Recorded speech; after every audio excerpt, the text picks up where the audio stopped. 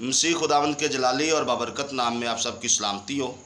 آج ہم نیا موضوع لے کر آئے ہیں کہ شریعت کا تقاضا پورا کرنے کے بعد فضل ہوتا ہے یا شریعت کا تقاضا جب کسی سے پورا نہ کیا جائے تب فضل ہوتا ہے۔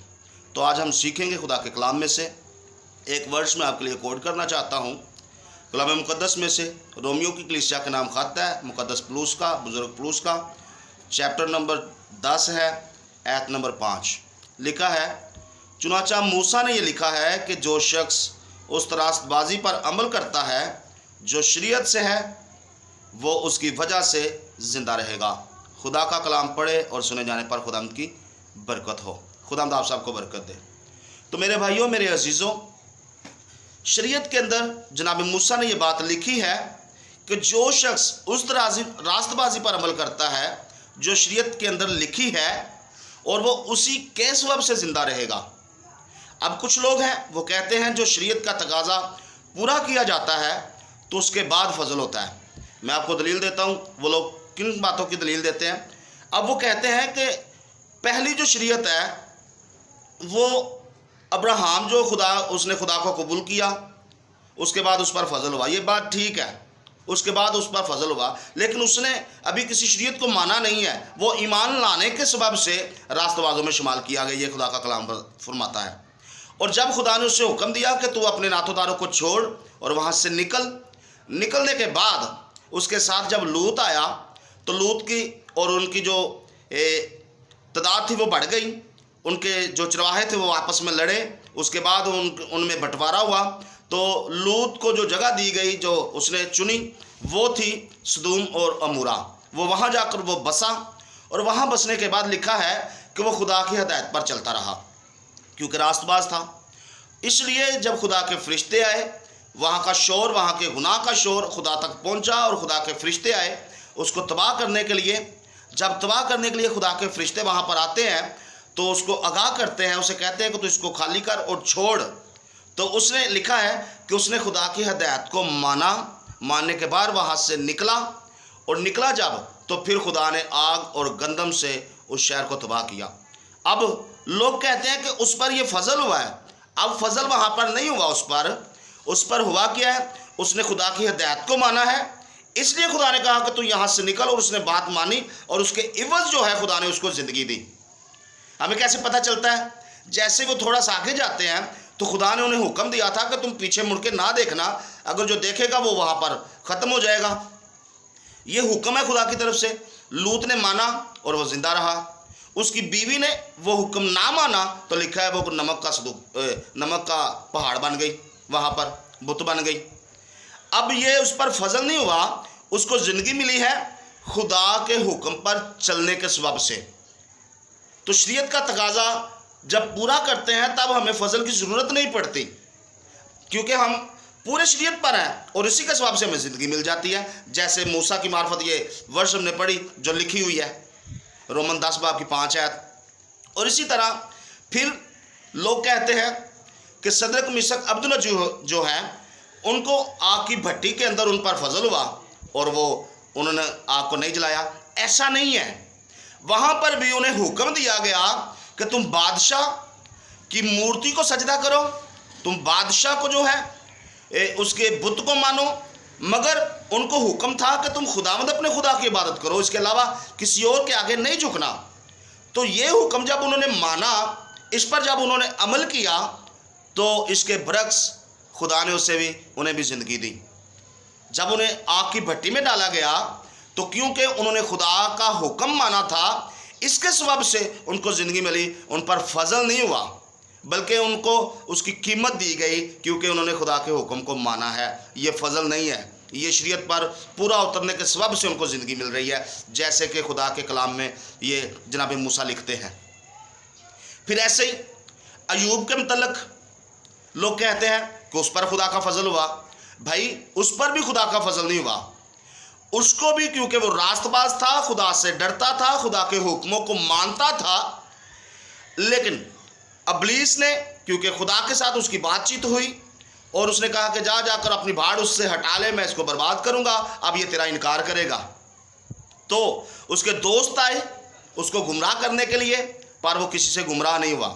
उसकी बीवी ने उसे कहा कि तू अपने खुदा को छोड़, अब तो तेरा कुछ भी नहीं रहा, लेकिन वो गुमराह नहीं हुआ, वो अपने खुदा की बात को मानता रहा। इसलिए उस पर कोई फजल नहीं हुआ, बल्कि उसके बरक्स उसको फिर दुगना दिया गया, क्योंकि वो खुदा पर ईमान रखता और खुदा के हुक्मों को मानता था। ये फजल नहीं है, ये शरीयत के बरक्स उसको मिला है, क्योंकि शरीयत ये तकाजा करती है कि तू मेरे हुक्मों को मान तो मैं तुम्हें ज़िंदा रखूँगी, तू मेरे हुक्मों को मान, तू मेरे राय रास्त पर चल तो मैं तुझे रास्तबाज बनाऊँगी। अब वो शरीयत के एतबार से रास्तबाज हैं, ना कि फजल के एतबार से। अब इसी तरह और भी बहुत सारे किरदार हैं, क्योंकि वीडियो लंबी हो जाती है तो मैं आपको बताऊंगा कि फ़जल क्या है। ये फ़जल नहीं है, ये फ़जल नहीं है। अब फ़जल की असल पहचान मैं आपको करवाऊंगा। फ़जल क्या है? जब आदम को शरीयत दी गई, उसे कहा कि तू इस दरख्त का फल ना खाना, तो उसने उस दरख्त का फल खाया, उस हुक्म को तोड़ा, शरीयत को तोड़ा और उसकी उसे सज़ा मिली। उसको जब बाहर निकाल दिया गया बाग़ अदन से, उसके बाद फिर वो नंगा हो गया, वहाँ उस पर फजल हुआ है। उसको खुदा ने चमड़े के कुर्ते सिलाकर उसको पहनाए। ये खुदा का फजल है। जब कोई शख्स शरीयत का तकाजा पूरा नहीं करता, उसको फजल की ज़रूरत होती है, उस पर वहाँ पर फजल हुआ है, आदम पर। ये असल में फजल है। लोग समझते हैं कि शरीयत का तकाजा पूरा करने के बाद उस पर फजल होता है। नहीं, वो शरीयत के एतबार से ही ज़िंदा रहता है, उस पर फजल की ज़रूरत ही नहीं उसे पड़ती। फिर अब्राहम की बात करते हैं। अब्राहम ईमान खुदा पर लेकर आया, इस सबब से उस पर फजल हुआ और वो रास्तबाजों में गिना गया, खुदा पर ईमान लाने के सबब से। ये असल में खुदा का फजल है। उसने किसी शरीयत को नहीं माना, किसी शरीयत पर अमल नहीं किया अब्राहम ने, बल्कि वो खुदा पर ईमान ले आया और इस सबब से जो है उस पर फजल हुआ और वो रास्तबाजों में गिना गया। और इसी तरह हम देखते हैं, क्योंकि फ़की और फरीसी जो हैं वो खुदा के हुक्मों को मानते हैं, वो लोग खुदा पर अमल करते हैं, खुदा की शरीयत पर अमल करते हैं और अपने आप को बहुत सारा कहते हैं, सब्बत को पाक मानते हैं। लेकिन जब जनाब मसीह आ गए दुनिया में, तो सब्बत के दिन वो हैकल में मुनादी कर रहे हैं, एक कुबड़ी औरत वहाँ पर आती है, तो वहाँ पर जनाब मसीह जो है कुबड़ी औरत को शिफा देते हैं। जब उसको शिफा दे देते हैं तो ये असल में फ़जल है, क्योंकि लोग कहते हैं कि जनाब मसीह जो है वो फ़जल के दिन लोगों को शिफा दे रहा है, तो सब्बत के दिन लोगों को शिफा दे रहा है। तो वहाँ पर खुदा यीशु मसीह ने कहा कि क्या तुम्हारा कोई जानवर जो है वो सब्बत के दिन एक किसी जगह फंस जाए तो तुम उसको ना निकालोगे? ये फजल है असल में, क्योंकि खुदा वहाँ पर उन पर नाज़िल खुदा उसको शिफा देता है सब्बत के दिन। ये फजल है। जब कोई काम नामुमकिन हो, किसी से ना हो रहा हो, उसको किया जाए, यही खुदा का फजल है असल में। अब मैं जनाब मूसा की बात करूं, उस पर फजल कब हुआ? उस पर फजल हुआ, अब खुदा ने उसे एक शरीयत दी। उसने कहा कि तू एक चट्टान पर जाकर छड़ी लगा और वहाँ से चश्मा निकलेगा और तू लोगों को पानी पिलाना। लिखा है कि उसने जाकर 2 बार चट्टान पर लाठी लगाई और उसमें से बाकसरत जो है वो पानी निकला, लोगों ने पिया। लेकिन खुदा उससे नाराज़ हो गया उस बात से। उसने कहा कि तूने मुझ पर यकीन नहीं किया, तूने मुझ पर यकीन नहीं किया, इसलिए अब तू उस वादे के शहर में नहीं जाएगा। अब हारून भी उस वादे के शहर में नहीं जाएगा। ये है शरीयत को तोड़ने की सज़ा। अगर वो शरीयत को ना तोड़ता, खुदा के हुक्म को मानता, तो वो उस वादे के शहर में चला जाता। अब जनाब मूसा पर फजल कैसे होता है?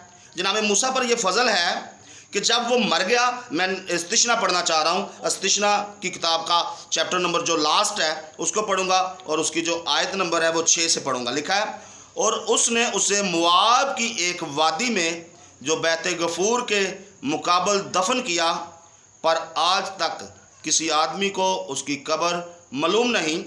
और मूसा अपनी वफ़ात के वक्त 120 बरस का था और ना तो उसकी आंखें धुंधलाने पाई और ना उसकी तबी कुव्वत कम हुई। अब फजल क्या है? असल में उसने हुक्म को तोड़ दिया, पूरा नहीं उतरा।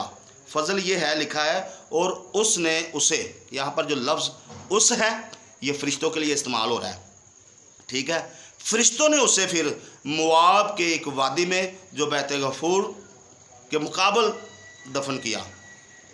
اب اسے فرشتے آ کر جو ہے وہ خود دفن کر رہے ہیں، یہ خدا کا فضل ہے۔ اگر وہ شریعت پر پورا اترتا تو اس کو فضل کی ضرورت نہیں پڑنی تھی۔ اسی لیے فضل اور شریعت کے جو ہے اس کا یہ بہت زبردست مضمون ہے اور سیکھنے والا بھی ہے۔ شریعت کا تقاضا جب ہم پورا کرتے ہیں تو شریعت کے سبب سے ہم زندہ رہتے ہیں۔ اب جب شریعت کا تقاضا کوئی شخص پورا نہیں کر سکتا تو اس پر فضل ہوتا ہے، جب اس پر فضل ہوتا ہے تو وہ پھر فضل کے سبب سے راست بازوں میں گنا جاتا ہے۔ اب ڈاکو کی مثال سنیں، یسوع مسیح صلیب پر مصلوب ہو رہے ہیں، ایک ڈاکو جو ہے اس کی دائیں طرف ہے، ایک بائیں طرف ہے۔ ایک کہتا ہے کہ اگر تو خدا کا بیٹا ہے تو مجھے بھی بچا، دوسرا کہتا ہے نہیں، ہم تو اپنے گناہوں کی سزا پا رہے ہیں، مگر جو جناب مسیح ہے اس نے تو کوئی گناہ نہیں کیا لیکن پھر بھی یہ ہمارے ساتھ مصلوب ہو رہے ہیں۔ اس نے اس بات کا اقرار کیا کہ جناب مسیح بے قصور ہے، اس پر ایمان لایا کہ یہ بے قصور ہے، اور پھر خدا کا اس پر فضل ہوا۔ اس نے کہا کہ تو آج ہی میرے ساتھ فردوس میں ہوگا۔ یہ اصل میں خدا کا فضل ہے۔ ڈاکوؤں کا کام جو ہے وہ ڈاکے مارنا، لوگوں کو لوٹنا ہوتا ہے، وہ شریعت پر کوئی عمل نہیں کر رہا، کیونکہ شریعت کہتی ہے تو چوری نہ کرنا، مگر وہ چوری کر رہا ہے۔ اب جب وہ سارے غلط کام کر رہا ہے تو بھی خدا نے اس کو معاف کر دیا۔ یہ اصل میں خدا کا فضل ہے۔ اب جب نسل انسان کی جب آپ بات کرتے ہیں تو شریعت کے جو ہے کام ہے، جیسے کہ خدا نے کہا کہ تو اپنے سارے دل، اپنی ساری جان، اپنی ساری طاقت سے اپنے خداوند خدا سے محبت رکھ، اور یہ جو حکم ہے یہ تیری نسل در نسل، اور اس کو تو سوتے جاگتے وقت بھی اس کو دہراتے رہنا، یہ نسل در نسل یاد رہے، یہاں تک کہ خدا نے کہا کہ اس حکم کو تو اپنے جو پیشانی ہے اس پر لکھ لے، بلکہ اپنے بازو کی کلائی پر باندھ لے۔ تو کیا آج کوئی انسان اس حکم کو اپنی پیشانی پر باندھتا ہے، لکھتا ہے، اپنے گلے کی توق بناتا ہے، اپنی کلائی پر لکھتا ہے؟ نہیں نہ لکھتا، تو بھی خدا کا اس پر فضل ہے۔ یہی اصل میں فضل ہے۔ اگر لکھتا ہے تو وہ شریعت پر عمل کرتا ہے تو بھی وہ زندہ رہے گا، اگر اس نے نہیں لکھا تو بھی وہ زندہ رہے گا، کیونکہ پرانے عہد نامہ کے اندر خطا کی قربانی چڑھائی جاتی تھی۔ اب انسان جو کہ قاصد تھا اس بات سے، وہ یہ بہت مشکل کام تھا، نہیں کر سکتا تھا، کسی انسان سے پورا نہیں ہو رہا تھا، کیونکہ خدا کا کلام کہتا ہے کہ سب نے گناہ کیا اور خدا کے جلال سے محروم رہے۔ خدا کا کلام یہ بات کہتا ہے، کیونکہ سب کے اندر غلطیاں پائی جاتی، گناہ پائے جاتے، پھر نسل انسان پر فضل ہوا۔ فضل اصل میں یہ ہوا کہ اس نے اپنا اکلوتا بیٹا ان کے لیے بخش دیا، تاکہ جو کوئی اس پر ایمان لائے ہلاک نہ ہو بلکہ ہمیشہ کی زندگی پائے۔ یہ فضل ہے تاکہ کوئی نسل انسان شریعت پر نہ عمل کرنے کے سبب سے ہلاک نہ ہو جائے۔ خدا کسی کی ہلاکت نہیں چاہتا، یہ فضل ہے اصل میں۔ تو میرے عزیزو، آج ہم نے سیکھا ہے کہ فضل کا تقاضا جب